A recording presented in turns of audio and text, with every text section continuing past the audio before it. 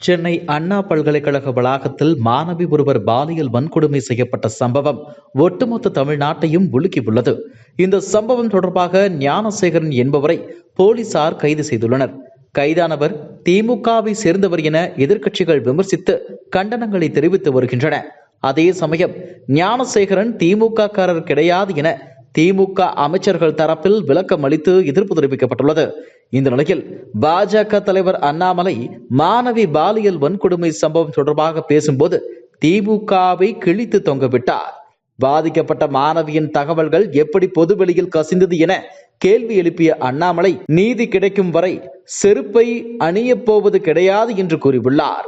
மேலும் விரதம் இருந்து முருகனிடம் முறையிடப் போவதாகவும் அவர் சபதம் எடுத்துள்ளார். பாஜக தலைவர் அண்ணாமலையின் இந்த பேச்சு குறித்து இந்திய கம்யூனிஸ்ட் கட்சியின் மாநில செயலாளர் ரா முத்தரசன் பேசும்போது பாஜக தலைவர் அண்ணாமலை மற்றவர்களைப் போல இந்த சம்பவம் குறித்து கருத்து கூறியுள்ளார். ஆனால் தனக்குத்தானே தண்டனை கொடுத்துக் கொள்வதாக கூறியுள்ளது சரியில்லை. திமுகவை எதிர்ப்பவர் அண்ணாமலை.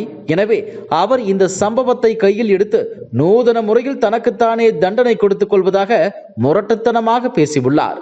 சவுக்கால் அடிப்பேன், செருப்பு அணியாமல் இருப்பேன் என்று கூறி அண்ணாமலை மிரட்ட நினைக்கிறாரா? அவர் பக்குவமற்ற முறையில் பேசி வருகிறார். அவரது செயல்பாடுகள் முரட்டுத்தனமான அணுகுமுறையாகும்.